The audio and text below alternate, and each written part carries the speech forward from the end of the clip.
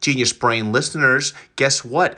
Our podcast is brought to you by the Farmer's Dog. You guys know I have a little pup and I care about what my pup eats so much because I love her stupid little face. Well, you can get 50% off your first box of fresh, healthy food at thefarmersdog.com/genius. Plus, you get free shipping. Just go to thefarmersdog.com/genius to get 50% off. That's thefarmersdog.com/genius.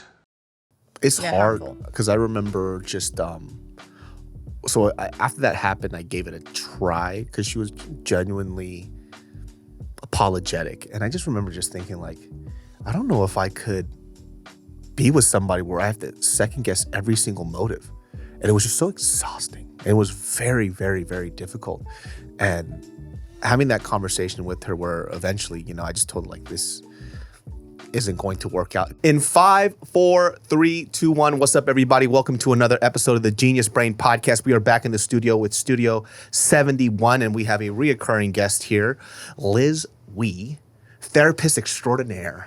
And on this podcast, I talk about therapy a lot. I've been going to therapy for a very long time, right? And I think that because one of the sponsors of this podcast is BetterHelp. And I always get like a couple of comments where they go, do you actually take therapy? I was like, oh yeah, I for sure have been taking therapy for a very long time. And I think it started when I was really younger because it started with a lot of counseling first, and from counseling to anger management, and then from that to therapy. Mm-hmm. So when I was a kid, I used to get, I had anger issues because this is how we used to solve a lot of our problems. And then as I got older, I didn't know how to figure out why I was so mad all the damn time.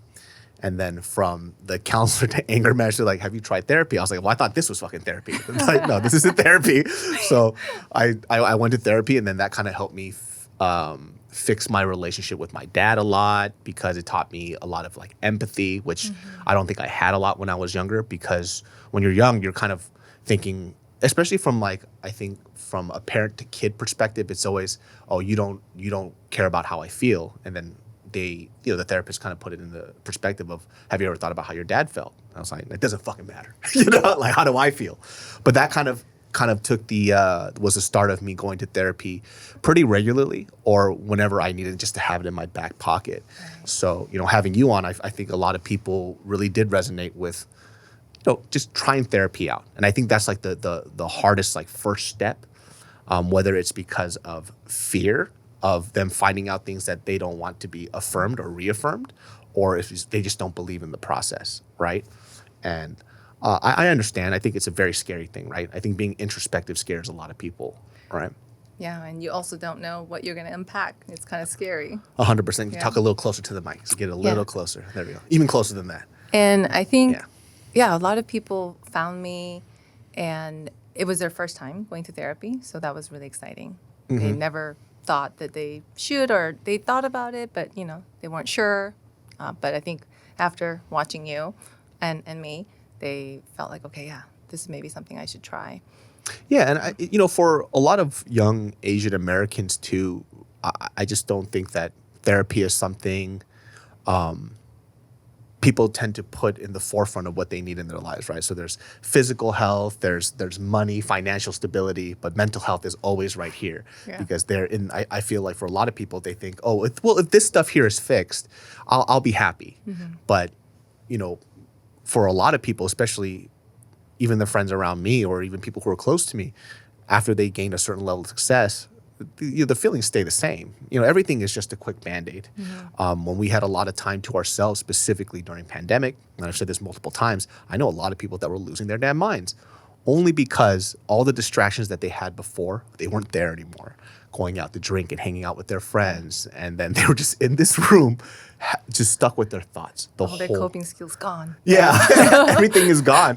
And I just remember I saw a lot of my friends kind of just fall apart at the seams. Mm-hmm. And the good thing about that is that they started going to therapy. They're like, oh, maybe I should try this whole therapy thing out. Yeah. And it was just a safe space. Like one of my friends said it the best, is like, I tell things to my therapist that I don't even tell my wife, my brother, my sisters, or even my parents. Mm-hmm. I just feel like I can't. Mm. Even if they would be accepting, which I feel like they would, she says, like, I can't do it. I don't know why, but to my therapist, I'll say whatever. And I'll be able to process these thoughts. And it's a really fun, safe space. Right? Mm. So today, we wanted to go over the topic of, well, there's a couple of topics, right? Specifically, Liz brought this up, but let's talk about toxic and abusive relationships, right? Which I feel that a lot of people either have been through one, but the idea of recognizing it and then healing from it are two different things that, people just don't really address, right? And I think that it's hard to figure out when you're in a toxic relationship, especially when you're in the thick of it. Yeah. So for you, what is like something that you feel is, or what is a sign of a toxic relationship? Because I feel like that's really hard to define for me. People will ask us on the podcast, like, I'm in a toxic relationship. Like, I don't know how to define that, because everybody's definition of what that is, tends to vary, Yeah. So. Talk closer to the mic. Okay. So I would say there are many different signs that you can look out for. But the first thing, I think, pay attention to how you feel in the relationship, how they make you feel. So if you feel insecure in the relationship, I'm not talking about your self-esteem. It's more about, do you know their true intention of, about you or of the relationship? Do you feel like they can just disappear tomorrow? Or maybe they ghost you sometimes and they come back and, you feel like, okay, well, where's this going? I have no idea. So that probably is a really bad sign, right? Because you can't quite attach to them. So you feel insecurely attached in the relationship. So I'll pay attention to that. And I think it's really more about how do you feel when you're with someone, right? Do they make you feel good? Are they positive around you? They lift you up, or do they put you down? Maybe there's some disrespect too. I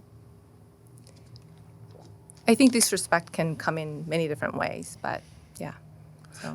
So have you ever had clientele where the relationship, from what you've heard from these stories, right, where it seems very toxic, do you have to address it at the point, or do you let them kind of come to that conclusion themselves? Only because, when you have conversations with friends, I feel like sometimes we're like, hey, I don't think this person's good for you. But if you say something, you kind of feel like they feel that you are against them. It always makes me feel awkward, right? Yeah. It's really delicate balance, because we always want clients to find their own truth. And we all have that innate power to do that. We have our inner intelligence that would, if we trust it, it will tell us, right? So I think I generally try to really guide clients to kind of go there. But sometimes I do see really abusive relationships, and I'll call them out sometimes, the abuser in the relationship. Hey, that sounds very abusive, things like that. And in that moment, the partners feel validated, right? Oh, I thought this was really bad, but, my partner has been gaslighting me this whole time, so I didn't think it was abusive, because he kept telling me I was just being sensitive. So they start thinking, right? Oh, okay. Maybe this is something I need to really start thinking about. So they do their own research, and maybe they'll come back and start talking about it a little bit more, So I think that's how they start finding their own voice and learn, what's healthy for them and what's not healthy, instead of kind of being told what the truth is by their abusive partner. I think, when, just being around other couples who, during pandemic, a lot of them split. I don't know whether it's because they never had to spend this much time with their significant other in such a close space, but they were finding out a lot of things that they either liked or disliked about them, right? I wonder, for me, I think I'm very different. So when I tend to be in bad situations, whether it's a friendship or, a personal relationship or anything else, maybe it's because this is how my parents are, or my mom and dad are they're very cutthroat, straight to the point. So if things aren't feeling good, it's addressed, right? How do people get into this situation where they're in this bad relationship, but they somehow rationalize it as if it's something that's very, very healthy. Because everybody can see certain things from the outside that's objectively really bad. Right. So in my mind, it always boggles my mind. Like I can't figure out, it's like, how did you get here to this point and why, you know? Yeah.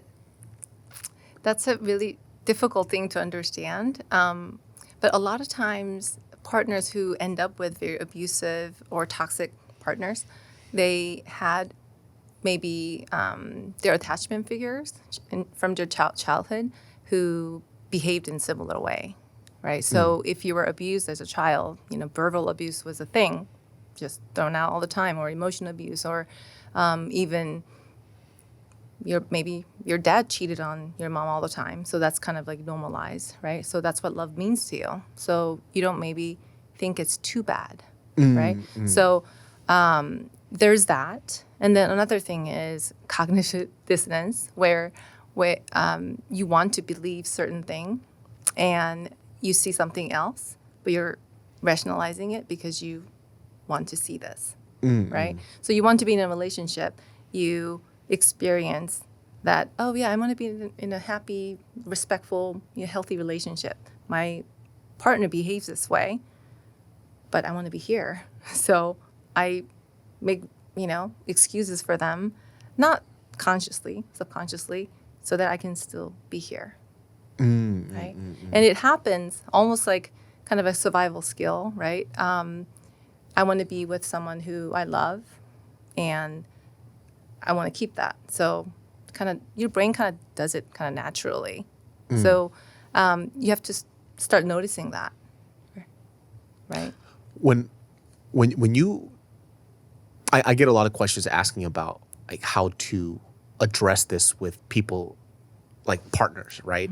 And I always struggle with this because I don't know how to tell people how to do it, because I don't suggest people do it the way that I do it, because I'm very straightforward, right? And not everybody has that. And I always tell people, like, I have social anxiety. Like, it's pretty fucking crazy, but I kind of developed this practice of like just telling myself, you're not gonna die, just do it. You're not gonna die, just do it. So the end result is always that I do end up doing it and nothing happens. So it just kind of reaffirms the fact that you could do it again and again and again. And I'll give people examples of, okay, like I had to confront this person. They're like, I wish I could do it as easy as you. I'm like, it's not easy. It's hard. It makes my skin crawl. You make it extremely easy. Yeah. It just makes my skin crawl. Even now when I do stand-up, I go on stage. Before I go, it feels like I'm going to die. Till this day, I've been doing it since I was like 16 years old. It feels like I'm going to die every time. My palms are sweaty, and my friends have witnessed this, and they've seen me do stand-up for years. And they go, dude, since the first time I've seen you do since you were 16 till now, you look like you're going to throw up. And like, no matter what the stage, how many people come out, like you look a wreck. I'm like, because I feel the same emotions every time because of the anxiety that I get. And it like all these thoughts start to eat me up. So when people have to address this with their partner, right, in a more interpersonal space rather than just stand up, like what would be a method that you could suggest to people who have trouble confronting people? Like, what is a way that they can do it? So, I mean, I think when you were thinking about confronting your partner, you're already sensing, hey, this is not right for me, right? Something's not working. This is not healthy. So that means to me that you already thought about what your boundaries are, what a healthy relationship looks like to you, and you're not seeing that, or there are some things that kind of goes against it. So you want to bring that up to your partner. So if you talk about you, this is who I am, this is what I need, these are my boundaries, it lands a lot better to the partner rather than, I don't know, people Google a lot, or you watch YouTube and they say, oh, I read all these, all these things, and it feels like an attack rather than engaging your partner in a conversation. So it might look like, hey, I really feel uncomfortable when you raise your voice when we get into an argument. Can we try not to do that? Right? So you're using kind of like we language, and you're talking about your feelings rather than you always yell, You go crazy whenever we argue, right? Even if it feels very unhealthy, we can't still address it in an unhealthy manner. We have to still do it in a healthy manner. I feel that's really hard, like when you're very emotional in the situation, to kind of bring it back down to earth and then have like a civil discussion, because if things are already boiling over, it's very hard. And I found this when I was younger too. It was hard for me to be the bigger person. Like sometimes in my mind, I'm thinking to myself, I know that if I say this conversation is going to get really bad, but I'm going to say it, you know? And that's like the most difficult part because, you know, what's that classic saying, like, hurt people. So you hurt me.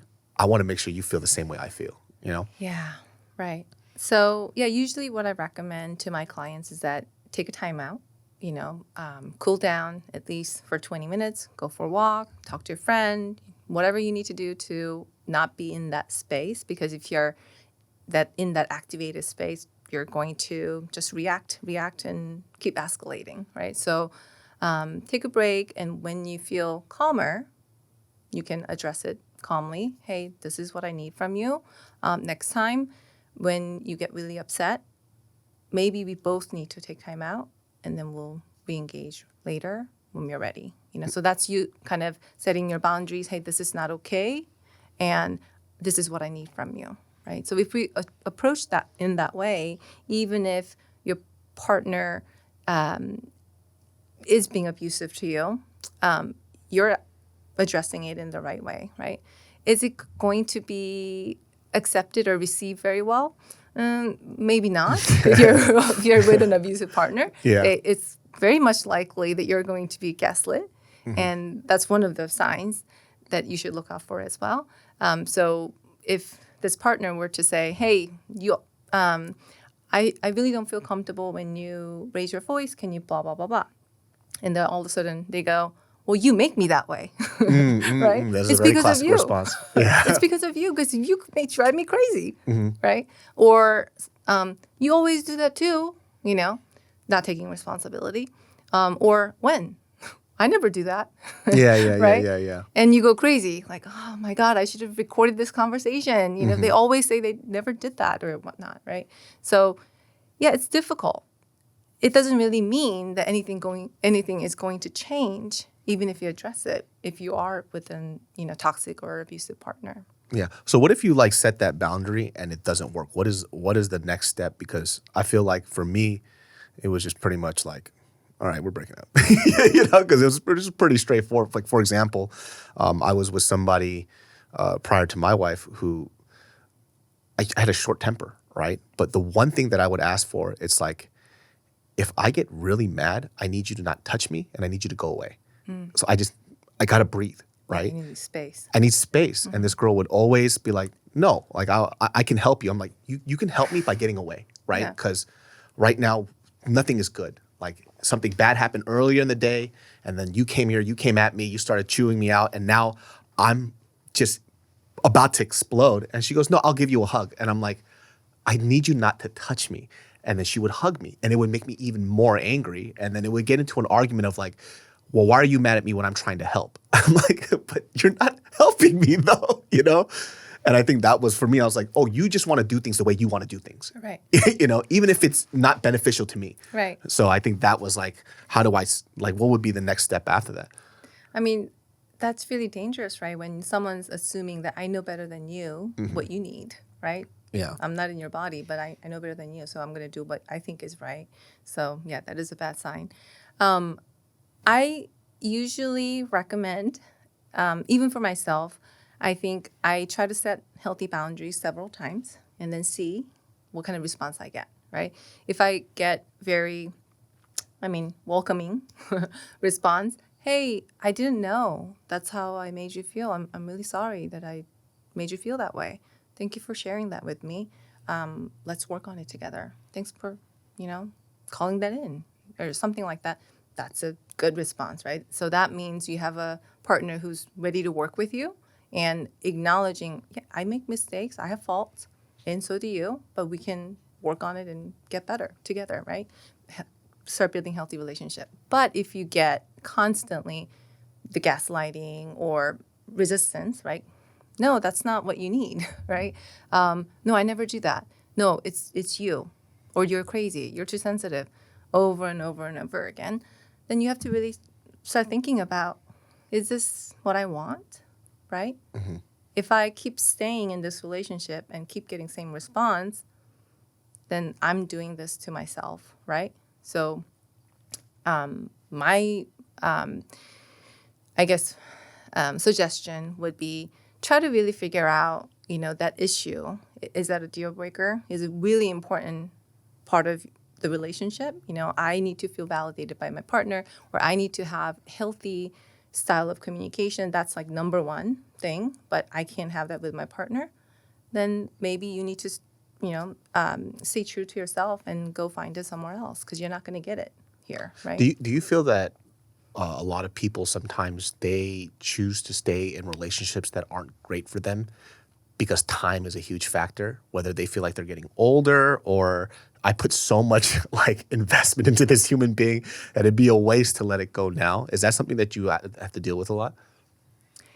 Yeah, I think that plays a big part for women, especially because their biological clock is ticking, stuff like that. But I think bigger factor for me is that people see some changes and they keep expecting they'll see more.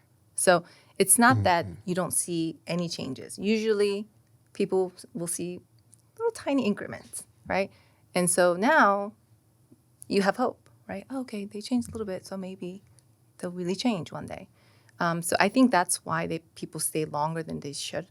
I think I read something about jackpot effect or something like that, where they give you the numbers that are very, very close to jackpot. So you think like, okay, I'm almost there, right? I won $5. So maybe next time I'll win $1,000 or whatever. So you keep thinking like, okay, it's going to happen. It's going to happen. We're so close. So yeah, I think it's just you being hopeful and maybe trying to be a nice person, giving them benefit of doubt one more time.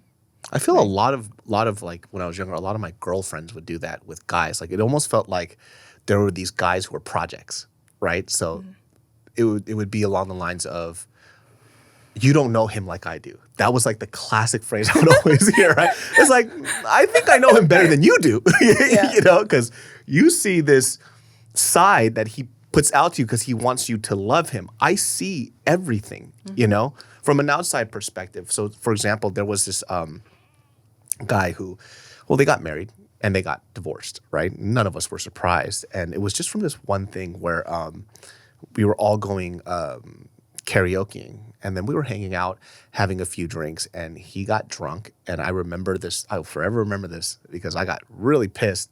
She was singing with one of our other guy friends, and they were singing a song together, and they both sing really well. As they were singing, he took her aside and he started chewing her out because she was having fun with another guy, right? But this is a guy, by the way, they've been friends since they were like in kindergarten, And by the way, he's married and his wife is there. You know what I mean? They've all known each other for a while. And, having the conversation with her, I was like, hey, this might be a problem because, number one, I didn't like the way that he grabbed her because he shouldn't have grabbed her in the first place. And she said the classic response, which was like, listen, like, he was drinking and, maybe I got a little too close to him. And I'm like, why are you the asshole in this situation? And I could never figure it out. And when they ended up getting married, I was like, oh, maybe they figured it out. Lo and behold, they get divorced for the same reasons. He was, abusive, like more verbally than physically from what she told me after a few years after they got divorced. Like he would, anytime she would have fun without him, it was like, why are you having fun when I should be like the source, like the center of your world? Like you're having more fun with other people than you are with me. How come you don't laugh with me like you do with, whether it's a guy or a girl? Because originally I thought it was just for guys, right? But it was any interpersonal relationship outside of him. I'm like, bro, she had a life without you. You're actually relatively new in this scene. We've known her for me at the time it was like 5 years. But you've at the time, I mean, they had to be together less than a year at that point, so in my mind, I'm thinking, how does one get to that point where, how do people like that get in relationships? Like, how do you do it? You know what I mean? Because in my mind, I'm like, you're not that good looking. Like, you're not a great person either. So like he's somehow, and she's awesome too. Like she's like one of those girls that everybody wanted to get with because she was such a cool person. So I'm like, how does she get duped into getting together with this guy to the point of marriage? And I've never been able to figure that out. And even she doesn't get it. She goes, I don't know what I saw in him. I'm like, I don't know either. You know? There must have been something that was very charming, Maybe he love bombed her in the beginning. Really, I mean, those are the things that a lot of narcissists do. Make you feel like you're the center of the world, in their world, or there's no one else but you. They make you feel like no one else can love you like that. But they also do all these other things. And so they're not always bad, right? Because if they're always bad, you won't stay with them. So they have these redeeming qualities, and you kind of battle. Okay, well, they do this, and they're great in these ways, and they do all these bad things. But I try to not look at that because I want to stay with this person. But yeah, I think that person kind of represents a lot of the different things that we can call it as like unhealthy behavior, right? That expression of jealousy. Jealousy is a normal human feeling, but what we do with it, that kind of determines if you're healthy or not, right? If you can acknowledge it and maybe even joke about it with your partner, like, oh, that guy was totally looking at you, you know? Oh, my wife's hot. Like, something like that, healthy, right? But if you get all of a sudden very suspicious, and you don't talk about it, or maybe you get really accusatory, are you sleeping with someone else? I think all those girls were like trying to get your number. You must be doing something or something like that, right? That's unhealthy way. So there are express. like a certain healthy amounts of like jealousy. Like when you're attached to somebody, it's okay to feel like, oh, what the fuck, Yeah, totally. I mean, I think since we're all human beings, it's bound to happen, right? I think other people might find your partner very attractive too, right? So you might feel that, oh, there's that energy, like, oh yeah, he likes her, yeah, he thinks she's cool, and maybe it's the combination of both, like, stay away from her, but also like, oh, kind of proud, Yeah, because I remember when I was younger too, and with when I had my very first girlfriend. I'm super young, but just remembering who that person was, where it was like, if she spoke to anybody that wasn't me, it's like, oh, she likes him way more than me. You know what I mean? And it would like eat me up as a kid. But obviously after we broke up, I sobered up. I was like, what the hell are you doing? Like, that's so bad. This is very, very unhealthy. And I think for me, what I kind of rationalized too was just that I didn't have a value system for myself. So she was always the person that was out of my reach, that I was undeserving of. So it's easy for somebody to go and take her because I'm her charity case, So that's what it always felt like. And so when we broke up, and then, we were off and on for like a year or two, and then we kind of, I'm like, 19 years old, 20 years old at that point.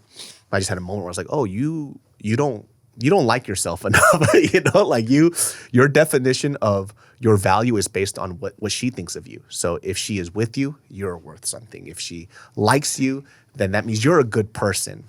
But when she dumped me, I'm like, oh, I have no value anymore. So then I started understanding like, oh, I probably wasn't a very good person to her, because of the way that I would be hyper possessive of her, right? So I would make her probably, hindsight is 20/20, but this is, after we broke up, I realized, oh, maybe I probably made her feel bad with my words whenever she would hang out with somebody else, right? And I think, it did kind of get reaffirmed because she did cheat on me, but there is like a point of, I don't know why I think like this now, but I have to take personal responsibility because it makes me feel like I have some type of control in this, right? Where I feel like, no, I'm not responsible for her cheating me, but I did create an unhealthy environment for her where she felt that she had to, she needed something from somebody else that she wasn't getting from me, right? And I feel like from that point on, I was just very aware of how I felt, like a little more in tune with my personal emotions, right? So it's like, oh, you're a little needy, man. Yeah.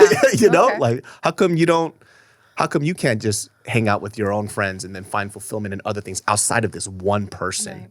And I think that was like a very sobering moment for Wow. me, where I was like, oh, you don't care about yourself, Yeah. right? You only care about what she thinks of you, and then now you have value, you know? Yeah, that's really great. You had a great insight into your own behavior. Realize, oh, I need to work on myself if I don't want to feel that way. Like I'm not good. I'm not worthy. That's me. That's not her. It's my work. But I think you might be taking a little bit more responsibility than you should. Her action is her action. No one made her do it. You know. Yeah. If we get to talk about infidelity later, you know, I would talk about that in more deeper. We can get into that right now. Yeah. Yeah. I mean, infidelity, that's something that people say a lot. Like, you know, why did you do it? Because I wasn't getting sex, or because you don't talk to me anymore, or I was really stressed at work, something, right? There's always a reason, right? And even though sometimes maybe you don't have any intention to justify it, you're just trying to get your partner to understand where you were, it feels like that, right? So it's really important when you're trying to heal from an infidelity, you're taking 100% responsibility.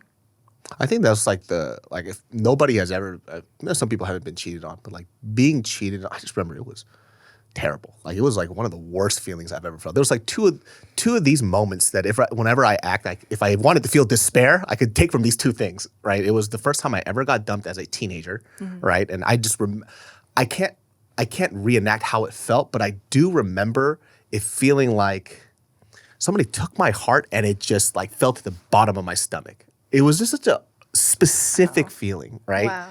And I've never felt that since then, right? And whether it's because I guarded myself from ever wanting to feel it did. I went from like, okay, lover boy loves too much to like, I don't ever want to love again, you know? Like the pendulum will go from here all the way to here, right? So anything that this person was, I'm going to be the exact opposite. I'm like the girl that I'm going to date is going to be nothing like her, look nothing like her, have different interests. Turns out I hated this other person because she was a fine person. Like she was fine, you know? And like I think it's hard to describe how do you get over that type of stuff? Because for me, it was time, and then I think, like I say, I always try to maybe rationalize, okay, maybe what is my responsibility in this to a certain extent, right? Because I got cheated on twice, right? The second time I got cheated on was when I don't want to take this one. I don't feel like I take too much responsibility. It's just more of the fact that it was because of my job and my career. Like I was always gone, 24/7. And I think what she wanted out of a partner was somebody who was who kind of made her feel wanted, right? But in my mind, I think because of that past relationship, I was like, I don't want to be too needy, you know? So that made her feel like she wasn't wanted at all. And she lashed out in the worst way possible. And that was like I just remember her calling me, telling me what she did. And I was like, what the fuck? Like, I didn't do this and it still happened. And I went here and it happened this way too. So it was like this weird moment of like overcorrection, right? There was a lot of things that were good here, but I only took from the bad things and I tried to overcorrect. And I went far over here where the person that I with felt like she wasn't important to me at all.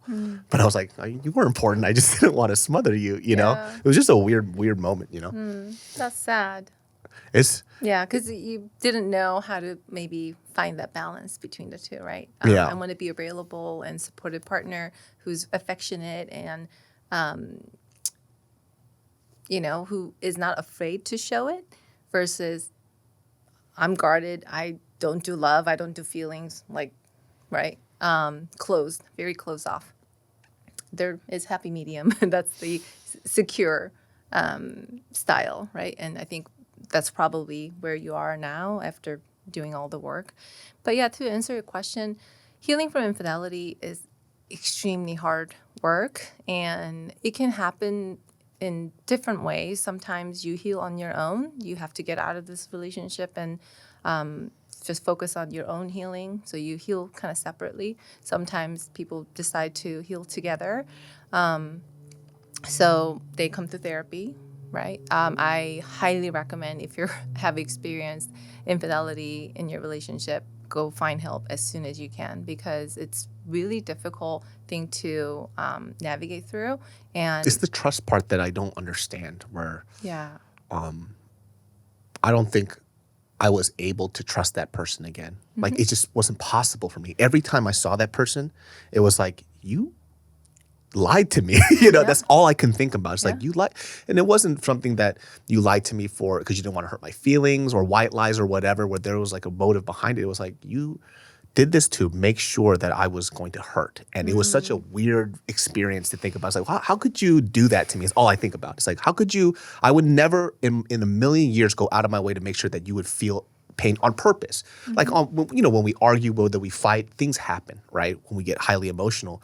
But this was almost planned out. That's what it felt like to me anyways. Like, you had dinner with me. We had meals together. When we visit each other, everything was great. And then during this whole time, 2-3 months, and it was like, boom, you dropped this bomb. It's like, wait, how did you look at me? How did you say I love you? How did we share a meal together, a bed together? Like, how did you do this? It makes me feel like you're crazy, but are you a psychopath? Like, how did you do this to me? Right. And I could never get over it. Right. And I think everything that you're describing right now, that is why healing from infidelity could be really challenging, because it's such a traumatic experience. Your world gets turned upside down, right? The world that you thought it was. I have a loving partner who's faithful to me, and we have this kind of life, and right? All of a sudden, boom, all gone, right? You have no ground to stand on, right? So now you have to make sense out of everything. So your brain's trying to catch on anything, like, okay, was that real? Was that moment real? Ugh. Like, what about that moment, right? So you start wondering, questioning about everything. So yeah, it's just like a war veteran maybe coming back from war. You have all these PTSD symptoms. It's an infidelity trauma. So you have constant obsession about these facts. Is it going to happen again? Some people might get really irritable or angry, out of the blue, right? Or really sad. So you see these kind of really intense emotional response, and people feel like, I don't know. Unfortunately, I think the partners who actually, offending partners, sometimes describe their partner like, oh yeah, they are going crazy right now. Like, well, because you made them, right? You created this, and they, if you haven't gone through it, it's so hard to understand. So they even gaslight their partner, saying things like, just get over it. It happened like 3 years ago. It's enough time to heal. Like, you said you're going to forgive and forget. What happened to that? Let's do that, or whatever. Extremely harming. It's hard harmful. because I remember just after that happened, I gave it a try because she was genuinely apologetic. And I just remember just thinking, like, I don't know if I could be with somebody where I have to second guess every single motive. And it was just so exhausting. It was very, very, very difficult. And having that conversation with her where eventually, I just told her, like, this isn't going to work out. Because it also felt too, and I'm not sure if other people who have, been cheated on, where now on her side, it was like, this was actually the bigger factor to why I said this wasn't going to work, was because I felt now that she couldn't be honest with me anymore. Because now she wanted to be the perfect girlfriend where we weren't even allowed to have disagreements, because she would just be like, you're right. And I'm like, but now I don't know you now. Like, I don't know if you're honest about anything. So she was so scared of walking on eggshells. Yeah, all the time. And I kind of wanted to move forward from this, but it felt like I was now with a different person. Not even so much the idea of, there was everything I said before, but I say that was like 20%. The other 80% was there was no more disagreements. She wouldn't really express her thoughts anymore. And it felt like she was trying to say everything perfect because she was so scared of losing me.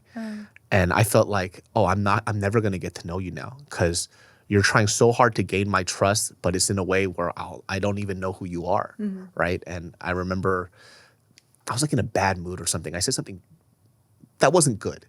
And I apologized. I was like, you know what? Like, I'm sorry. And she goes, no, you know what? It's my fault. I'm like, no, it's not, you know? Yeah. I'm like, oh, but this, then I was like, oh, wait a minute. All our conversations are like this. Even when I'm wrong or if I apologize, you somehow turn it on you because you feel so guilty for this thing that happened. So we can't even move on from that. So that's why, like, I know a couple of people who have faced this, but they still stayed together. And, you know, they've asked me too, where people have asked, like, okay, if Mariel cheated on you, would you up and just leave her? And I think I've said that in the past. If anybody cheats on me, I'm gone. I don't know if that's the case. like with her, because I love her so dearly, right? I don't know what the life is without her. So if she disappears and she's gone, and I've said this too, I was like, by the way, I say, listen, if you leave me, just to let you know, I'm gonna be single for the rest of my life. Like, I'm pretty much done, you know? And I say that in jest, obviously, but the idea of not having that person around is probably even a more scarier thought than being with somebody who cheated on me. Like, which is a weird thing to like say out loud. You know, it's like, I'd rather be with this person who hurt me than to be alone without this person. I think that's very common. Yeah, because the person who hurt you like that is the person who can actually fix it and make you feel better. You know, make you feel really loved too. You know, those two people live in the same body. Same person. Yeah. So it's really hard to let go sometimes when people want to leave the relationship. Yeah, I think when you experience something like that, you have this kind of ideas that you created, like, oh yeah, cheating means this, you know, and that's not going to work for me. I'll do this if they ever cheat on me. Most of the times, I think it goes out the window. Yeah. Everything changes because when you're in it, you really know it's not that easy. It's very complicated, right? And it is something that you can heal from. It just needs a lot of work, and the betrayed partner has a lot of healing to do, and the offending partner has a lot of. They have to carry a lot of. The bigger, much bigger load in that healing process, especially in the beginning, because the betrayed partner, usually they're busy surviving, you know? Yeah. They're just trying to okay, my life just disappeared right now, and I have to start building everything again. I keep questioning myself, you know, I trusted my intuition. What's wrong with me? I didn't even know, you know. If I didn't catch that, if I didn't feel it, can I really trust myself ever again?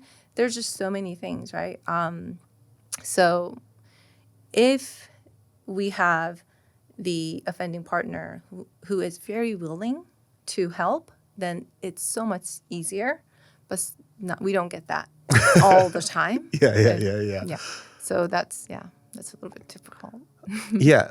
I mean, so what are some of the steps that you would tell somebody, I guess, like in that couple situation, that would help them to get to that healing process, right? Because obviously my solution was like, I just can't deal with this, you know, and I had to move on because it would just eat me up every day, right? Yeah. I couldn't, it felt like I was drowning every day. Like being next to this person felt like I was drowning because I'm never present in our relationship. I'm thinking about the past and I'm thinking about what you're going to do to me in the future. So the present stuff, which is really important, I was never there. I'm just like, man, I can't believe you did this to me. Or what will you do to me in the future? Right. So yeah, sometimes I think it feels like that, and you have to make the choice that's right for you, right? Some people leave, some people stay, and there's no one right way. But we do things very kind of step by step. When they first come to us, we try to figure out if the disclosure has happened. Usually people feel so bad to their partner that they cheated. They give them like a little bit of information first, and then again later a little bit more. Their partner keeps asking, so they keep discovering more, right? And that's so hurtful.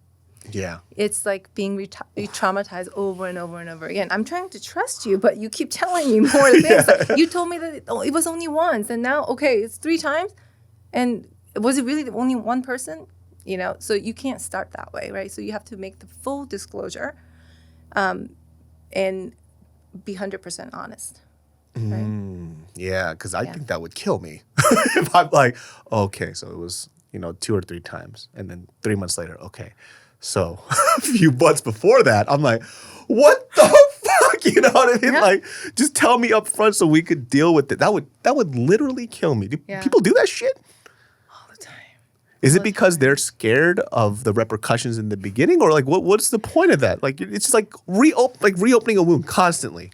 Ugh, I would die. I would literally die. Yeah. Part of it is their own guilt, and part of it is, oh, I just feel too bad to tell the whole truth because it's going to hurt them too much, right? So I usually tell them, no, just tell them right now. You're going to hurt them so much more if there are other things like trickling down later. So we call it like trickling, disclosure or staggered disclosure. We don't want that. Yeah, so that's the number one thing. And then the second thing is what we kind of talked about already, really owning your stuff, right? I know this is me. I did this, right? You didn't make me do it. You didn't hold gun to my head. Yeah. I had many different, ways to deal with whatever I was dealing with. You weren't having sex with me. I could have gone to a therapist. The negative, maybe coping skill could have been like using drugs or whatever. You had so many choices, but you chose this. Yeah. So that's on you, right? So rather than telling your partner why you did what you did, just own it. Okay, that's me. It's not important why I did it, but I did it, right?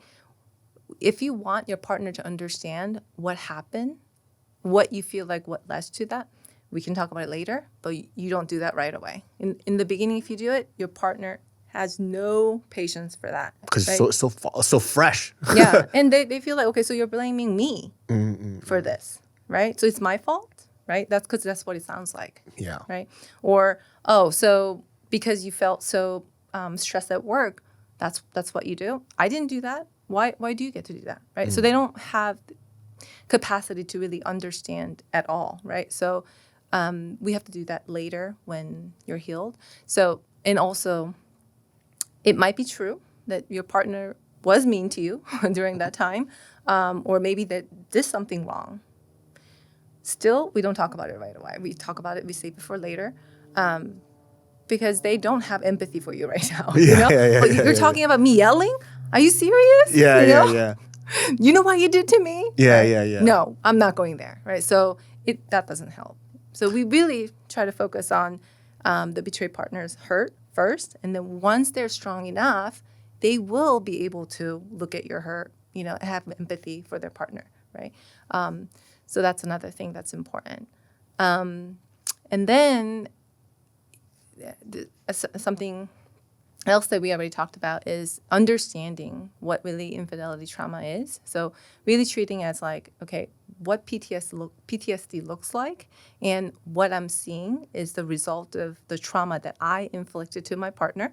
So, and it takes time for them to heal from that, right? So I don't say things like, just get over it already, why are you acting crazy? Because they're going through very traumatic event, right? Yeah. They're still going through it because they keep being triggered being in the relationship with you, right? Yeah. That's a big trigger every single day. So you should be thankful that they stayed with you, willing to be triggered every day, right? They love you that much to, risk that, right? Yeah, because I feel like when I'm tracing back to like how I felt, it's like, if I'm remembering it kind of felt like that other person gets to have their cake and eat it too. It's like, so you get everything that you want, and then you just explode my world, and I'm like, I'm just supposed to be okay with it? Like, how does this work out, right? Like so whatever wasn't satisfied in your life, you found it in another partner, and then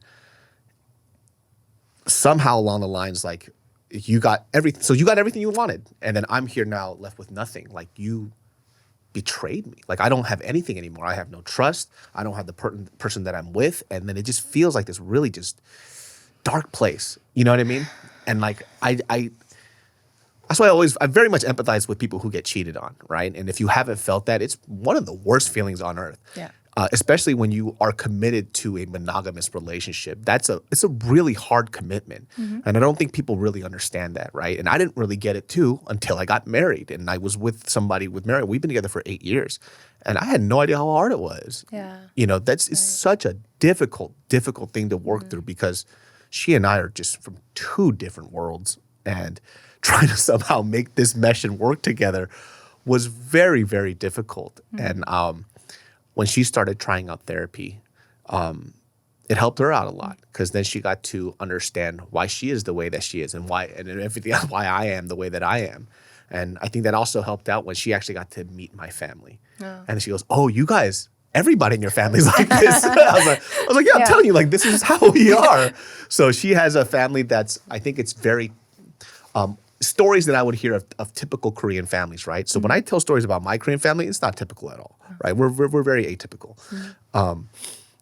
Like there's family politics. I don't have family politics. My mom's even more cutthroat than I am. Like she's literally, like when we went to Korea this past spring, I was like, "Oh, who do I have to visit?" She goes, "We have Chenami Samchun and that's it. Other than that, they all can go die." I was like, "What? Why?" She goes, "They don't call me. So you only see him. That's it. If they call you, don't talk to them." I'm like, "Oh, okay." So this is how we work. It's more, there's a certain set of rules that you abide by, and we hash things out. With her family, everything is kind of swept under the rug. Little looks, a slight comment here and there. A little comment about the way you dress, I'm like, and I would see these at some of these family functions, and I'm like, "Oh, I think this is how a lot of families are." Because I would ask other people, and they're like, "No, your family's weird, dude. Most family functions are like that. It's actually pretty normal." I'm like, "Oh, I didn't know that because I don't have a big family like that." Yeah. So obviously, my mom made sure of that. So getting to understand when she came over to my house, she goes, "Oh, I understand why you cook so much. Like that's your mom's love language. Like when I come to the house, it's always, what do you want to eat?" And then she cooks as if she's cooking for 14 people, And then she sits there and she waits for me to take my first bite. And then before I eat it, she goes, "맛있어?" I'm like, "How? I didn't even eat it yet." Like I don't know yet. Like, let me eat it. And then she'll eat it. She goes, "싱거?" Like, 가라떼. I'm like, back off. But she's waiting for that affirmation. And I do the same thing to her. I'm like, "맛있어?" She goes, "Oh, it's 좀 짜." I'm like, "All right." And I go away. I'm like, "You don't know anything about food." But she started to understand like how I reciprocate love and like how it functions in my family. And then she goes, "Oh, I can see why you're hyper affectionate. How you deal with certain things, why you like to say things up front." Because I've seen her and her mom, the daughter-mother relationship is something I don't know about, right? And I've seen it. And I'm like, "Damn, this is hard to navigate." Because sometimes I'll see how they solve things. It's like they'll get mad at each other, they'll scream, they'll just hang up. And the next day they're like, "How are you?" I'm like, "What do you like? What do you mean? Like, I don't understand how this happens." And so for her, like we got to know each other a little bit better because we started to see each other's families function. We started empathizing a little more. It's like, "Oh, I could see why this is happening this way is because of some conversation you had with your parents, and now you see how my parents are." I think meeting each other's family and really getting to know each other was great. And one of the better things that happened with us was the fact that I could speak Korean. And she was actually shocked that I could speak Korean because I guess most like first gen, even second gen people can't speak Korean. And even when they say they could speak Korean, it's really, really bad. Because personally for me, my Korean's terrible. Genius Brain listeners, guess what? Our podcast is brought to you by the Farmer's Dog. You guys know I have a little pup and I care about what my pup eats so much because I love her stupid little face. When you look at bags of dog food, you see pictures of bright carrots and juicy steaks, but when you open the bag, all you get are stale, smelly pellets. Dog food needs some fresh thinking. Feed your dog the Farmer's Dog. It's real, fresh, healthy food with whole meat and veggies, gently steamed in human-grade kitchens to preserve their nutritional value. Just tell them about your dog and they'll deliver a personalized vet-developed meal plan for as little as $3 a day. Meals arrive in pre-portioned, ready-to-serve packs, and because they're delivered on your schedule, you'll never run out.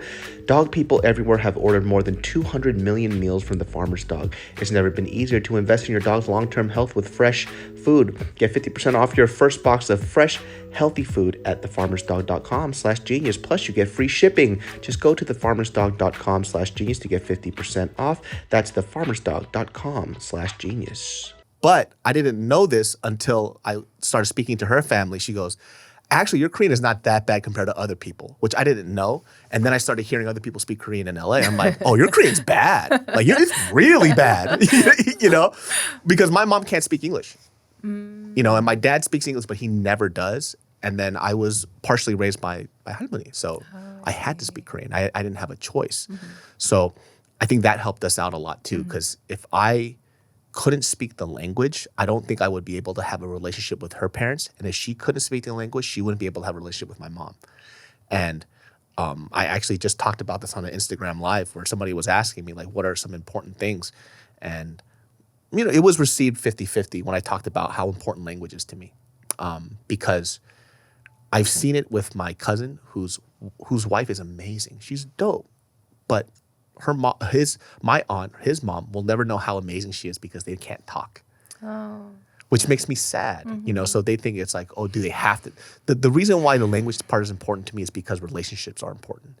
And they'll, even for them, like his younger brother, my other cousin, doesn't really know his mom like I know his mom, my aunt, because he doesn't speak the language. Yeah. So there's this miscommunication. So I took it upon myself. So when I was younger, I used to get yelled at all the time, but I couldn't understand Korean like very well, right? And so I would get yelled at, and I would look at my brother like, what is she saying to me?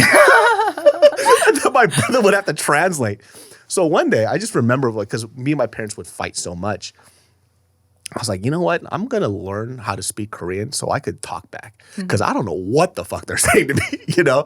And so I started watching a lot of like Korean like 방송. So I would like watch, do you remember the show X-Men? So I would watch X-Men all the time, like 강호동, 유재석, all this other stuff. And I would watch it repeatedly, right? And look at the translations, watch it over and over and over again. And then my Korean eventually got better.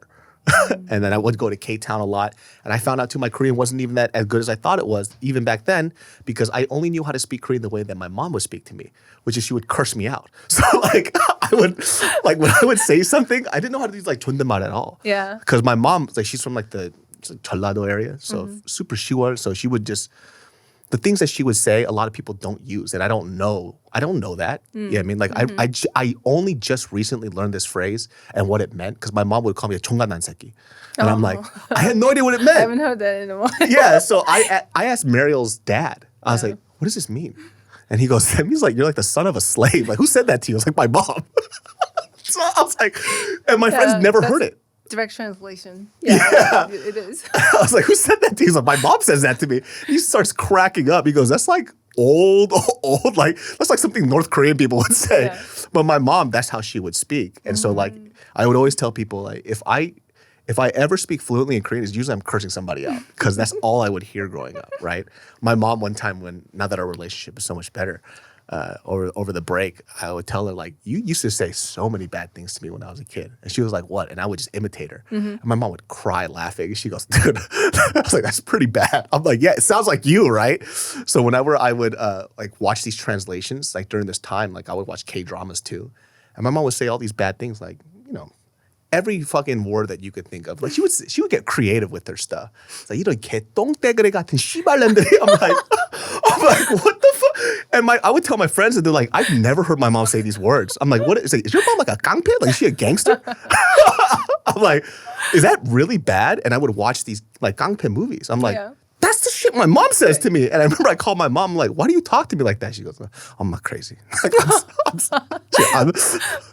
well, at least she admits it. Yeah. She goes, 엄마's a little crazy, you know. 이런 개똥떼그리 같은 씨발년들이 말 안 듣고 지랄이야 개새끼들아. Like, I had this one voice. Wow, your Korean is very good. What is cursing is really good. She used to always say this to me whenever she would get mad. She's like, 야, 이 엄마하고 아빠는 가게에서 하루 종일 밤 늦게까지 일하는데 너는 집에서 밥만 밥만 먹어 똥 싸고 지랄이야 개새끼야.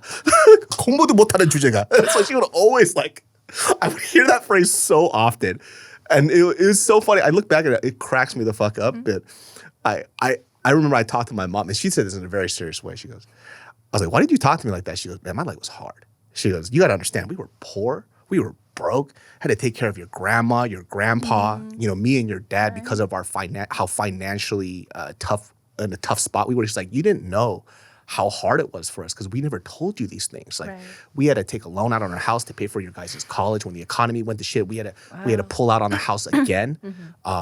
It was during that time where the economy went to shit. And she goes like, we didn't have any money. Like people couldn't buy stuff from us. Like we had to take a loan out on our house. And I was like, that's why it took us so long to pay off this home, because we just kept taking money from the house as like appreciative. I didn't know this type of stuff. And then I started understanding, I was like, oh, that's why you were so mad all the time. Like things just weren't good. And as a kid, you just go, oh, parents are just being assholes. They're mean. But they're like, no, we were struggling to pay our bills. We had to work. Your father was a pastor who was building a church. He built a couple churches in Sacramento. He was a deacon. He was getting his master's in divinity. He was had to run the store 6 days a week. He had to take care of your grandma who had Alzheimer's. And then there was you who just would never do his shit right. I was like, she was like, how would you feel? I was like, oh, I get it. I get it. So I was like, I understand, She was like, yeah, you weren't the best kid. Like you got into fights constantly. Every time I had to see you, it was because you were sent to the office, because you punched somebody, stabbed somebody, you did something. And she was like, my life was falling apart. That's so great that you guys were able to talk about it like that. Yeah, I mean, I always, people ask about my relationship with my mom a lot, and they're like, how did you end up doing that? I was like, I had to just learn how to be a better son, where I had to figure out what she needed, and all she needed was for me to talk to her, and I never did. So, because every time she called me, I thought she was gonna yell at me, because I was so used to that. So one day, and people heard the story a million times, but if you're new, you'll love the story. I was in my Camry, and my radio broke or some shit. Either way, I couldn't listen to music what I could normally do, so I decided, I was like, you know what, I'm gonna call my mom. So every Friday I'm supposed to call her and just talk to her just to let her know how I'm doing. But I would talk to her how any child would not want to talk to her parents. She'd go, Tonya, I'm like, whatever, just same thing. Okay, bye, hang up. But I would never call her on Friday. And those voicemails would come in. Yeah, 이 개새끼야. 어디 가서 구석에서 대전나 이 개새끼야. 전화 빨리 안 받아. So she would say shit like that. I would pick up, and then she just goes off, right? So one day I call her, and then it was like a Tuesday or something. It was some other weekday that wasn't a Friday. And, she's being sarcastic. She goes, oh, the king has finally decided to call his mom. Why are you calling me? And I had to go somewhere that was a little far. So we just talked on the phone for like an hour or something and hung up. And the next day my dad calls. He goes, what did you say to your mom? I'm like, well, I didn't say anything. We just talked on the phone. She goes, she's like in the best mood. Like she's like so happy. And I was like, oh my God, I just had to call her. She just wanted to talk. I had no idea because I was so scared she was going to yell at me. Yeah. But all she wanted to do was just talk to her son. And after that, now we talk on the phone probably almost every day. Whenever I'm in the car, I don't listen to music, podcast, nothing. I call my mom first. And then we just talk about whatever. Because I know it makes her happy. And that's all that she wanted. She just wanted to talk to her son as an adult now, because I'm not a little kid anymore. Yeah. And that's when I got to know all these weird things about her. Why she did this, why my dad is the way that he is, because my dad and I don't talk. So being able to talk to my mom actually helped my relationship with my dad too. Because she would tell me, it's like, your dad is like this because of this. Let me tell you what your dad went through. And then she would tell me about his past trauma, which was nuts, by the way. He would never tell me these things. Right. I would never fucking know. There's no way, because in his mind, it's my parents and I got to know, this is the last fight that we ever had. And it was so bad to the point where we were screaming at each other. And he just said something very poignant. He goes, your grandma, your grandpa, my mom, my dad never spoke to me the way that you're asking me to talk to you. So you're asking me to do something that's impossible for me. I can only communicate to you the way that I can. And I'm a better version of my parents. So how come you can't understand? I was like, oh shit, I don't understand these things. So when we talked about that, I was like, oh, I'm not empathetic of him. So he's just doing the best that he can. He goes, if you want to talk about your feelings, go talk to your mom about that stuff. Because I can't do it. He goes, I don't know how to. I only know how to be a leader. So do this because this is the best for you. Do this because of that. And so now that I understand that, I go, okay, this is him trying. So my mom would be like, yeah, like your dad's not an asshole. He just doesn't know how. He's very, I was like, your dad's awkward too. I was like, I'm his very first girlfriend. He never had a girlfriend outside of me. And she goes, I chased him down. He goes, if I didn't chase him down, your dad would be single and alone. He goes, your dad's awkward. And I saw it for the first time in Thanksgiving. I saw him interact with like people, like outside of being a pastor. Yeah. And I'm like, oh, my dad's a dweeb. And I didn't know because they're trying to hook my brother up with our friend's daughter. And the way he tries to teach my brother how to date is literally the worst advice ever. He goes, oh, so she knows she likes to drink, right? I'm gonna go buy you a martini shaker. So when she comes in, I want you to start mixing her a drink. I'm like, Dad, that's the dumbest advice I've ever heard in my life. She's gonna walk through the door. He's just gonna. I had a sobering moment. I was like, oh, my dad's a dweeb. So all these stories start to make sense. And that kind of what, really helped out my relationship with my parents was like, oh, that language and learning how to talk to them and ask them questions. Right. Yeah, you really get to understand them better, right? Everything kind of, the context that you got to I forget, hear. like, they were teenagers. They were kids. They had dreams. It's hard to see my parents like that until you see, like, these little, like, chinks in their armors where you can see them be vulnerable. I'm like, oh, shit. Like, I forget they're people. And I think a lot of, like, for me anyways, I know a lot of fans out there who are young Asian Americans, they don't look at their parents like they're human beings because of the relationship it's like everything they say is so dogmatic. Do this, do that. Do this, do that. And if I ask them, like, what do you know about your parents? They know damn near nothing, Right. And they go, how do you know about your parents? Like, because I asked. Like, and they go, I can't ask. Why? I don't know the language. I'm like, fuck, that's hard. So they're stuck. And that's why, to me, for a young generation, if your parents if they can't speak English, to be honest with you, in my personal opinion, it's going to be very hard for you to understand them. There's cultural nuance with language. Like trying to explain to my cousin when his mom would say, the Korean language is very harsh. And, like, think about this. Like, you flirt with the girl, you mess around, they go, like, that literally means, do you want to die? That's how you flirt. Yeah. You do a direct translation, it's like, that sounds pretty bad, But I had friends too who didn't understand that. And they're like, oh, my parents would always like threaten to kill me. I was like, what did they say? They would say like, I'm like, no, that you're taking it too literal, That's how they say anything. It's just a general threat, And they just couldn't understand the cultural nuance. So everything was taken so seriously. So I would talk to their parents and I'm like, you're misinterpreting it.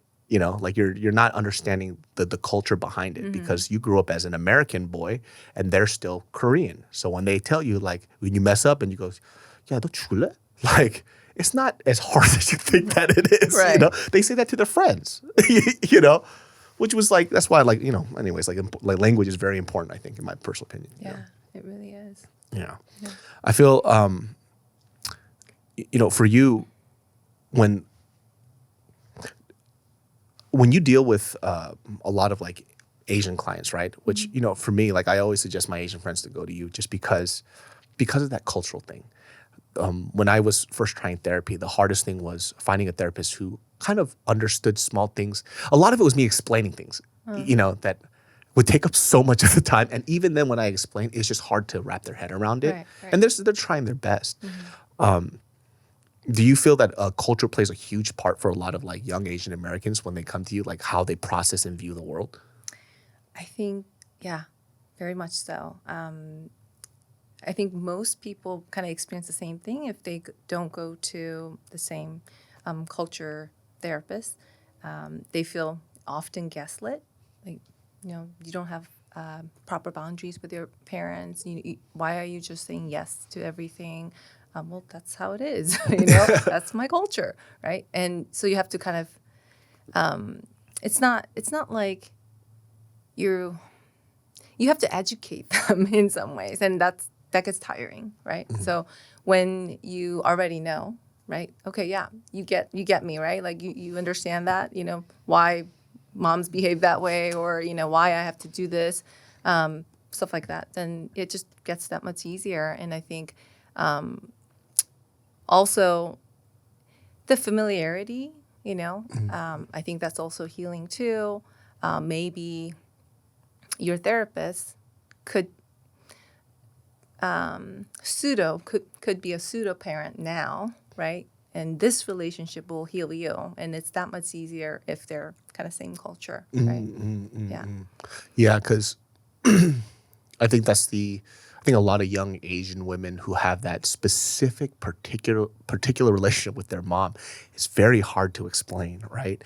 And I think, from an American perspective, it sounds, I think, a lot more abusive than what a lot of Asian people would perceive it as, right?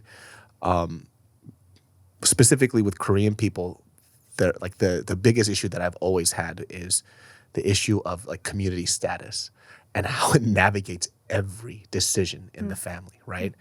If we go here, how many Korean people are there? Do they know us? Or do they go to church with us? Okay, then we can't. Don't drink that glass of wine. They'll think we're drunkards, right? Yeah. Or, what school did you go to? And I just had this conversation with my mom the other day. We were talking, and I was telling her, like, one of the things I dislike about Korean people is kadame 얘기도 원해. Like, they talk about too many, everybody else's business so much, and it irritates me. It's like, they don't ask you how your kids are to see how your kids are. They ask your kids to see what they do for a living. And I just, like, it irritates me. And my mom was telling me, like, yeah, there's certain people that, in our lives, like, they know what you do now, and they saw that you were in this movie, that you've done a lot of great things, you opened these businesses, and they look at me funny. And I'm like, how? You guys are like 80 years old. Like, who cares, And it's hard to describe this weird thing that is. Yeah, they care. And they ask all kinds of questions. They know all the details. I stopped telling my mom how much I make because she will tell them. Because she's asked. And they talk about it. Like, my son makes this much money. Oh, my daughter makes this much money. Yeah. Stupid. But it's such a weird conversation. Like, my mom will ask me how much I make, and I just won't tell her because it's like, you try to use it as leverage. Like, what is the point? And like, if you ask Mariel, like, how I speak to my mom, she goes, sometimes I don't know if you're talking to your mom or your friend, right? But that's just how we spoke to each other, and this is why we're so close. So she was like, so how much did you make this year? I'm like, 신경 like, she's like, who are you talking to? I was like, this is my mom. Because she's just asking this stuff. And I always tell her, she's so funny, where sometimes we'll still get into arguments where I'll always tell her, like, hey, I dislike it when you always blame your age for doing stupid things. I was like, you're not there. Like, I'm watching you all the time. Like, she'll ask me the same thing. She'll be like, how much do you make? How much do you make? I was like, I've told you a million times, don't ask me that. Ask me whatever you want. Don't ask me about how much money I make, right? She goes, why can't I? And I'm like, because it's inappropriate. And just know that if you need something, I got you. Don't ever worry about anything else. And she goes, why do they need to know? I don't know. I was like, I have a house. I have food in my stomach, and I'm working. If I'm ever in trouble, just know that I'm moving in. And I'll give you a big heads up. She goes, I just want to know. I was like, if you ask me one more time, I'm hanging up this phone. And then she's like getting mad, right? She goes, 왜? 엄마한테 뭐 물어봐? 왜? She's like, I can't ask you anything? I was like, don't talk to me anymore then. I don't want to talk to you anymore. And then I was like, okay. 전화 끊어. hang up. And she goes, no. I was like, yeah, because you want to talk to me. Shut up. So like I've been able to diffuse things a lot with humor, you know? But for her, she's just always like, she goes, oh, I forgot because I'm old. I'm like, no.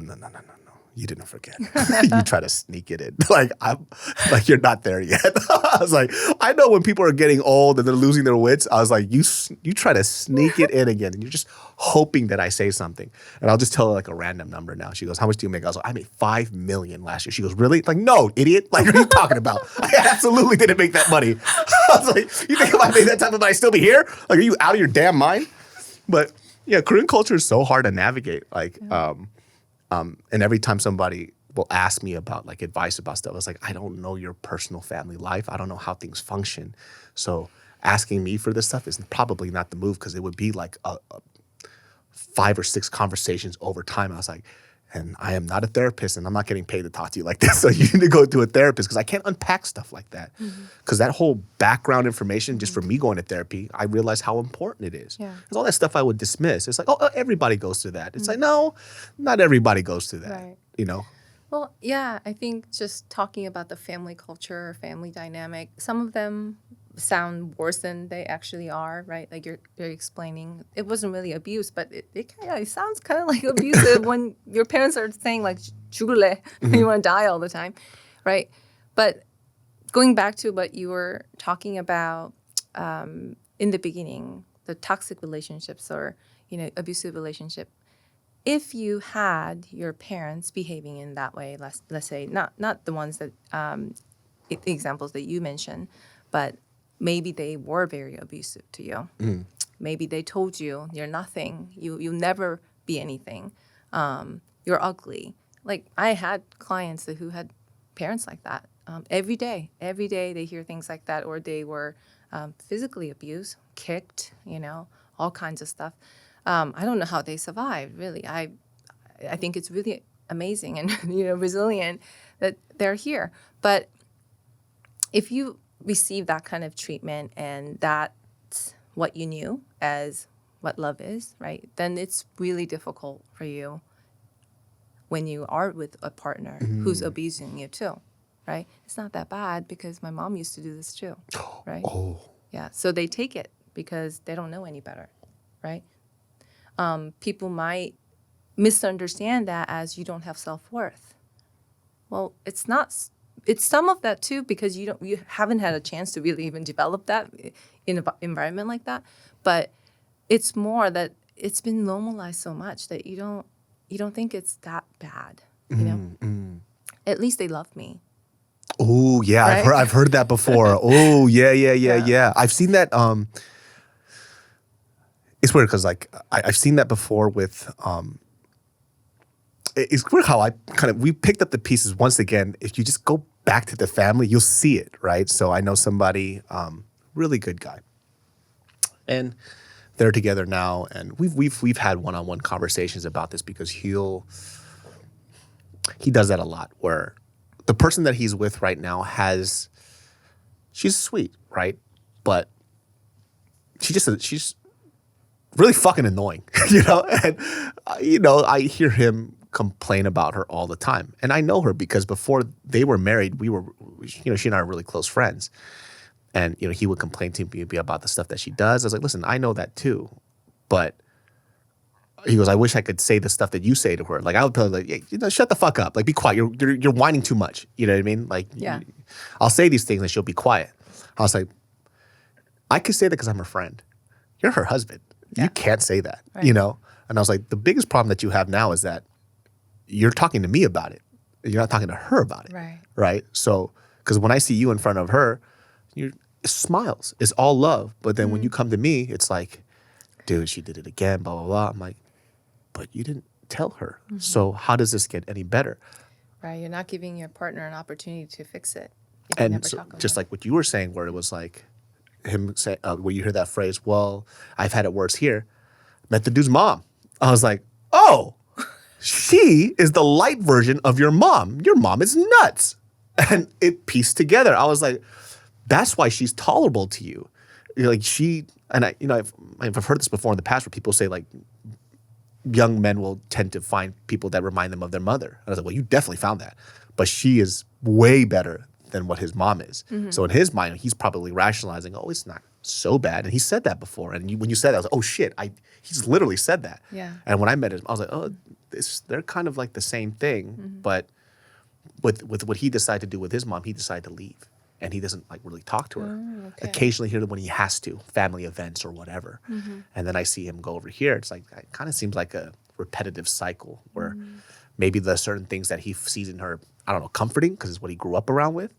But I always just found it weird. It's like, you can't talk to me about this because I can't do anything for you. Aside from maybe blow off some steam. Right. But if you're scared to confront her about it, then how That's does probably it get better? another pattern that he had with his mom too. He never was able to talk about those things with her, so he just doesn't know how to. He just walks an eggshell and try to please her, by not saying anything. Yeah. So when you are in a relationship like that, I think those are the things makes it so hard for you to see clearly, right? Because it's been normalized. You experience that kind of relationship before. Because we usually repeat a few times, a few times until you realize like, oh, you know what? I'm playing a part in here, right? I realized my friend pointed out that I'm the one who's not saying anything about it. So I have to change. So once you realize that, once you do the work on yourself, then you'll be able to choose a better partner too, right? But if you don't work on yourself, you don't realize that, or you don't think that's an issue, then you're going to repeat the same pattern, right? Because he would say stuff that did kind of like sit well with me was, because I asked him, how come you're not? And he would say things, well, you know, she has long days at work. I don't want to stress her out. But in my mind, I'm like, so why is it okay for you to be stressed out then? You know, like what's the trade-off here? Is it you always concerned about how she feels and how her well-being is? Then who's checking in on you? Can't be me. You know, I'm not your, you know, your wife or your partner. So it's, how does that work? You know? Yeah. That's, I think, one of the signs that your relationship is not healthy. You're not able to talk about problems. You feel like your needs has to be minimized. Whatever that they think is important, or everything is about them, right? That's just how I operate, because this dynamic is that way, right? Yeah, that's unfortunate, but it's more common than we think. Yeah, I think that's the biggest difference, because, you know, for a long time on, you know, on podcast form, or whether it was on the videos, I would talk about situations or, you know, recognizing things, and they go, well, how do I fix this? Like, that's not my job. Like, I don't know how to fix it. I could recognize things over time because of personal experiences, but somebody goes like, well, what's the next move? Don't ask me. Like, I don't know. I'm not in that situation. But, you know, like for him, because he said that too, he goes, oh, you recognize these things. It's like, what should I do? I was like, you're asking the wrong person. I don't know what you should do. I'm just noticing things, and I'm not sure if I'm right or not. Nothing I say is concrete. You know, I'm just telling you from what I've seen in other people, my life experiences, and me knowing this person for 15 years. That's all that I know. So I think the solution part is where people kind of get stuck on, right? Which is why, once again, I like therapy, because there's tools.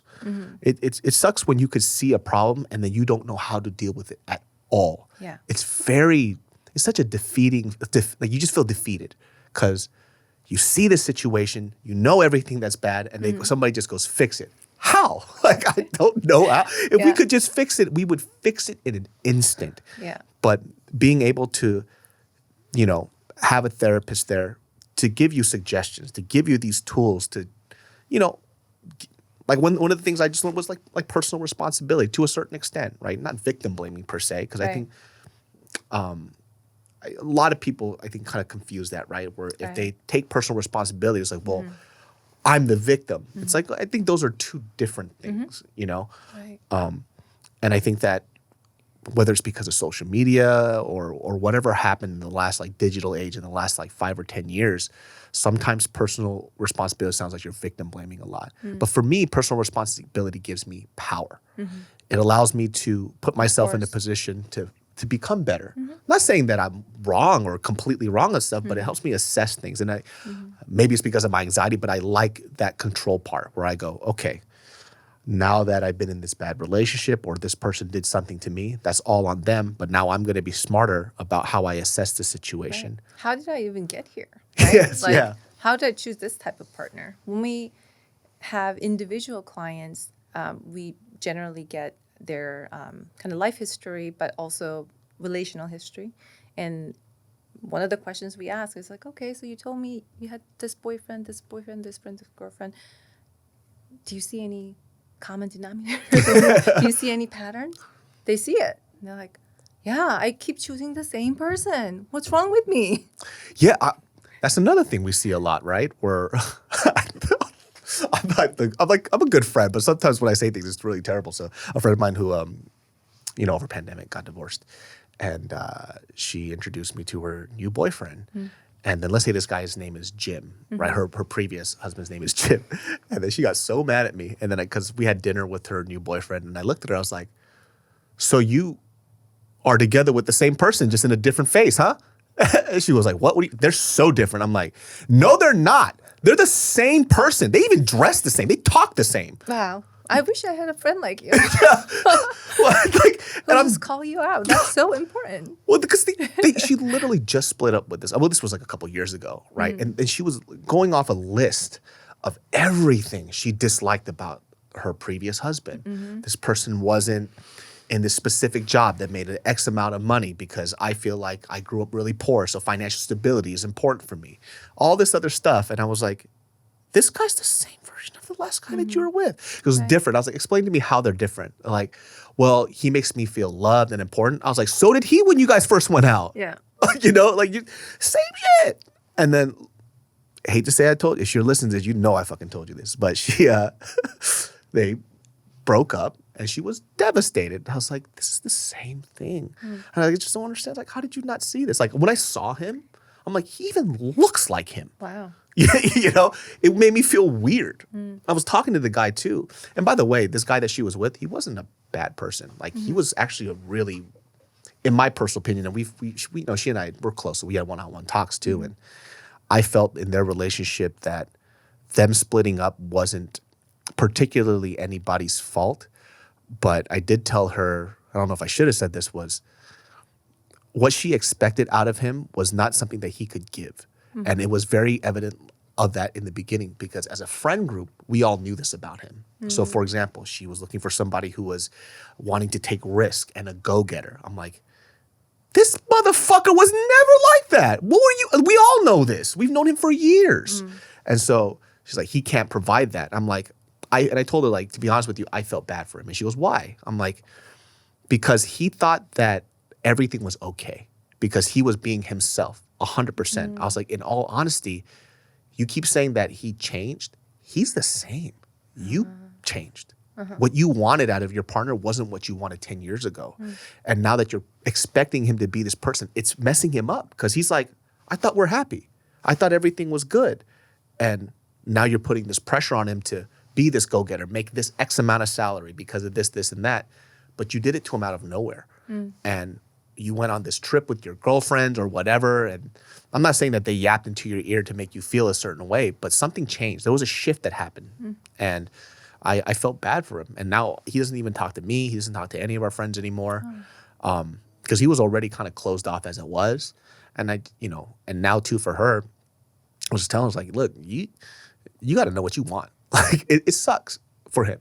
Yeah. I felt it sucked for him anyways too, because I think he felt betrayed where he thought that he was the best husband he could be. And I thought so too. But when she was describing the things that makes her attracted to a man, I was like, that ain't your husband. I was like, he's never been that way. We've known him for 10 years or whatever. And I just, it's like I said, this whole break of this 3-year pandemic, it really, it did a number on people. I've seen it happen before my eyes. I'm watching everybody just explode around me, you know. Maybe she didn't quite know those qualities that she's looking for now were that much important before. Or maybe, those are the new things that kind of she learned too, right? But I forgot what I was going to say about that. How would like in, in those situations, right? I was going to say that, that's why I think it's so important to do the work on yourself so you know what you want, you know what's important to you, and you know why you're keep choosing the same people, keep choosing the same toxic or, abusive relationship, right? If you heal yourself, you're going to make the different decisions. Do you feel that a lot of, once again, I'm basing this off of, a lot of social, because I do social media for work, but I'll read comments with a lot of young women who, there's this weird argument that's happening online where there are women who are championing this idea of saying, like, listen, I feel like women are so picky with what they want out of their partner now, it's almost impossible to find this perfect man. And there's the other side saying, like, oh, do you want women to just not have a partner that they feel like they deserve? So one side of like the argument online is there are women right now who just are willing to take anything because they're desperate. And the other side is like, no, I just know what I want, and I want X. These things are what's required to be very happy. And we've seen this like a lot of numbers of like people who don't want to have kids anymore, people who don't want to be in monogamous relationships more, whether it's like a cultural shift that's happening right now. Do you have you spoken to a lot of like women who are kind of in this weird limbo of not finding, like wanting to be in a relationship but not finding this perfect man? Because I know a couple of women in my life that are like that, and it's like I don't know what to say. It's like what do you want? You know, I feel like it's like I don't know what the problem or what the holdup is nowadays with that. Well, yeah, I do think that there are a lot of young women who are in that space, especially in LA. I think it's that much more difficult to find a suitor who wants to commit. You know, like here you get actresses every single day, new actresses coming in. You know, I think people have that fear, like, am I settling too soon? You know, maybe something better will come along. So there are a lot of lifetime bachelors, I call them. Not bad. It's their lifestyle. They choose. It's okay. But that means, you know, for these women, your pool gets smaller and smaller, right? The more of these men who are wanting something different, right? They're just maybe wanting to have fun, not have serious relationships right now until they're 50. I don't know. And some of it, I think, is successful women, too, have a lot of difficulty finding their partners because they feel like they're going to threaten their partner, maybe, if they make more money or if they're more successful. And I think some guys, I think, are cool with it, and some guys actually really don't like that. You know? I love it. I pray. Yeah. I pray one day I could just be a stay-at-home dad. Yeah. I've definitely seen that too, where it's like a pride thing, right? Where like, oh, well, she makes more money than me.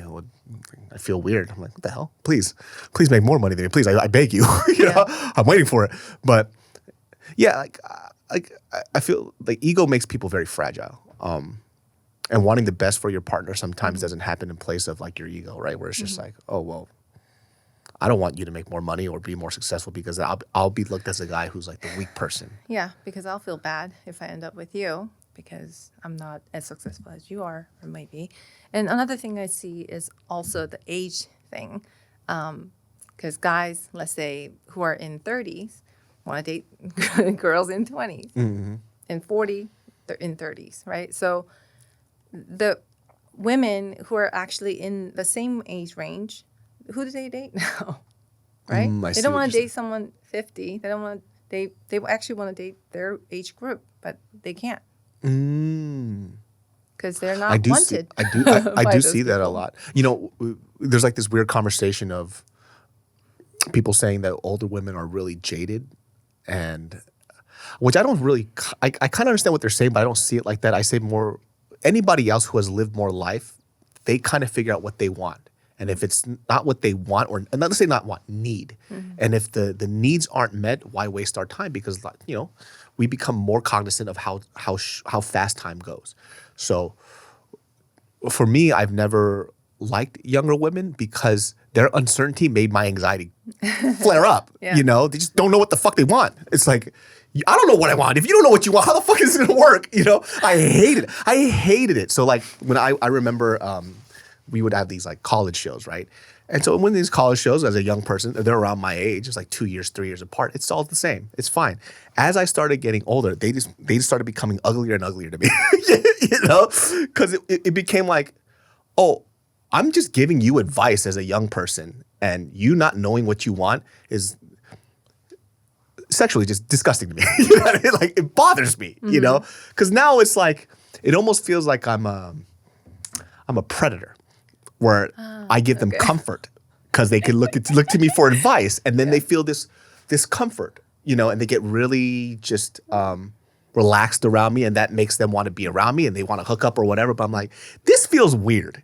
Like, this feels really odd for me, you know? I think a lot of guys really like that. I dislike that so much because I'm not here to be your damn babysitter. Like, you need to match up to me, right? So I remember this one time I was at this college, and then the college show was over, and this guy came up to me and was like, yo, these girls think you're, you know, they want to hang out with you. They're big fans. Like, they want to take you to a club and, you know, drink. And I'm like, I'm good. And like, why? I was like, because at the time I was like, I'm 27. They're 20. We have nothing in common. there's nothing that we could talk about that would interest me. And so I was like, this is what you're going to do. I'm going to go on and say hi. I want you guys to drop me off at this bar because I'm going to hang out with adults. And it was just way more fun. Yeah. It's not to say that they're not attractive, but to me, for what I need, it's like I need good conversation. I need to be able to relate to you somehow. And I don't want this conversation to be me giving you advice and then you looking at me like, oh my God, he knows so much. I mean, you think I know so much because I'm literally 7, 8 years older than you, right? When you become my age, you'll know the same amount of shit as I will. So I understand, but I've never been. Personally, you haven't. I just don't like that preference. It just always, I don't like it. It's not a fun time. Yeah. You know, Mariel and I, when we were in Korea, we had this moment where we realized that we're older because I was talking to her. It was me and like Kunimo, Takanimo, everybody. And Imo was like aunts, like the older sisters. And so we were hanging out and they were telling us stories about Mariel's grandma, who she's really, really close to. And talking about these stories, cracking up, having the time of our lives. And then she has a niece who's like 21, bored out of her fucking mind. Yeah. And I'm like, oh, I'm old because I like this. Yeah. This is the conversation that I want to have. And what the younger niece wanted to talk about was boring the fuck out of me. I was like, hey, be quiet. Yeah. Like, you know nothing, you know? So that was that shift for me where I'm like, oh, I'm at that age where life experience, confidence, and knowing who you are, keeping up a conversation is something I really, really appreciate. Yeah. When a lot of people talk about, or they ask, don't you wish that you were younger? I say no, because my youth was great in terms of me being able to experiment and try more things, but the uncertainty and not knowing who I am is something I never want back. Right. Because time helped me build who I am now. The reason why I could speak about these experiences is because of time. If I didn't have that, I would just be this person who is very, and I see people my age, by the way, this doesn't mean like when you reach the age of 34 or whatever, like you'll be here too. Because I know people my age who still feel that way. But I put so much time and effort and just either sitting in a room, talking to people, just figure out my thoughts. To think about going back to that person scares the shit out of me. Yeah. Like, I can't do it. I like, I'm not gonna say mature, a lot of my conversations are stupid, you know, but I like being around people who either are my age or even older sometimes because the stuff that they could offer in a conversation and just advice-wise feels really good. Right. You know? Yeah, I think some women maybe who are single are going through similar things as you. Like they don't want to date 20-year-old when you're in 30s, right? And then they can't date 30s or 40s. Maybe they don't want to date you, right? So maybe they end up, staying true to their maybe what they want in a partner. And so maybe it's not all a bad thing, right? They're choosing to be single rather than being in an abusive relationship or in a relationship they're not happy in. Yeah, it's great. Yeah. I think being single too isn't bad either sometimes. Like, it's great to be by yourself where you get to figure your stuff out and then see what you like or dislike. The online dating thing has been rough for a lot of my friends because like people do a great job of writing a great profile. Oh, yeah. Yeah. Online dating is a beast. Yeah. One of our friends too, she was talking about, she had to question herself about whether she felt she was very superficial or not. And I was telling her, no, I don't think you're superficial. I think you're a young woman who is in her low 30s and you've had bad relationships and you've had good ones and now you know what you like. So she felt superficial because she went on a blind date. And I personally don't like blind dates because I never take out the factor that I do need the person to be physically attractive to me, right? And I think it's not a bad thing to say that. It's a perfectly fine preference. Everybody's different. Yeah.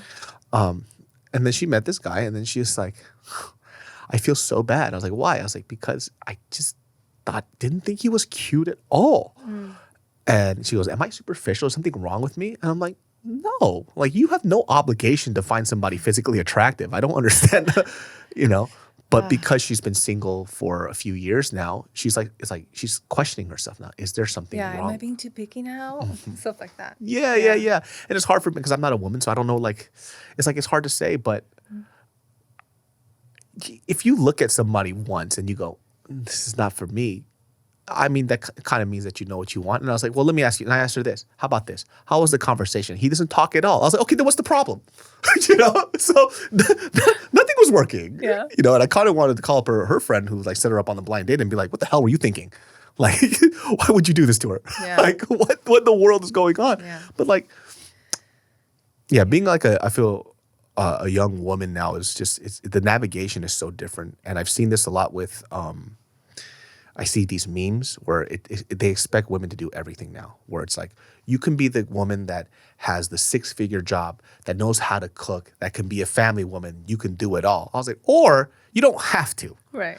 Or you could just be a normal person and just choose one. Yeah. It's okay to be. Maybe you don't want to. Maybe you don't want to. And they feel like this pressure where I have to, like, in order to be a badass bitch, I have to do everything. No, you don't. All right?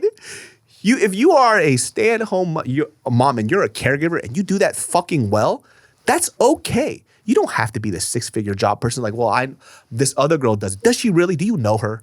Right? Because I don't think you do. Because they see the Instagram, whatever, memes or whatever. I was like, well, I'll put it to you like this. The person that you think that's this perfect stay-at-home mom, well, guess what? They're an influencer. They post a picture of their fat ass. They get a $30,000 check, and they stay at home. So yeah, they're working and they're also a stay-at-home mom, but they're not working a 9 to 5 where they're waking up at 9 a.m., going to work at 5 and coming back home, not seeing their kids. Your lives are different. Right.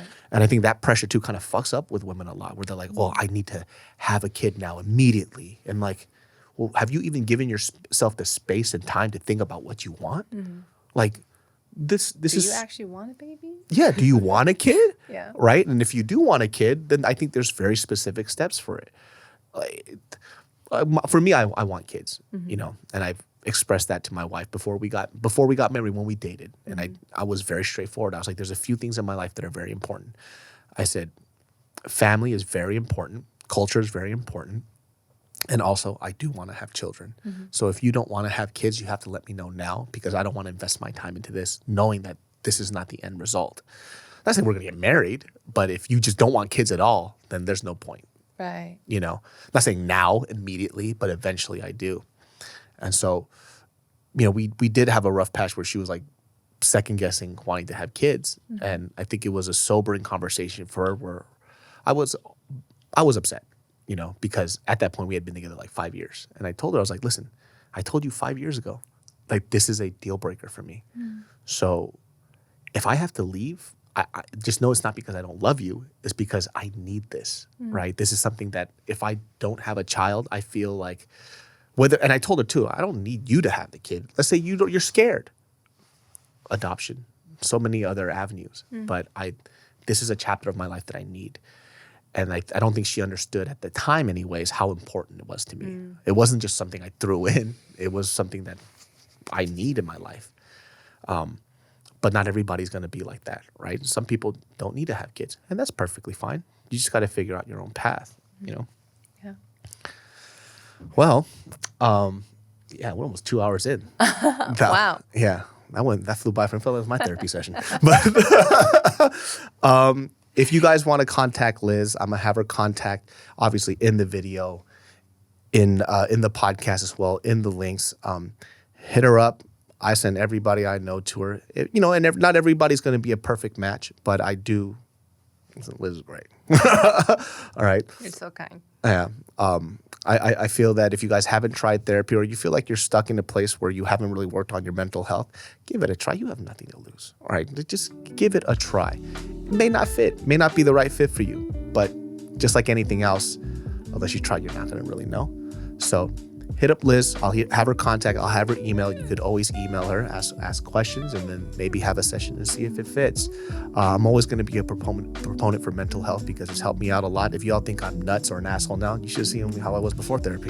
So this is the improved version. Genius Brain every Sundays at 12 p.m. Plug in where they can find you. Couples Healing Center. Couples Healing Center. What's your email? LizWeTherapy@gmail.com. Awesome. Genius Brain every Sundays at 12 p.m. We'll see y'all next time. Peace.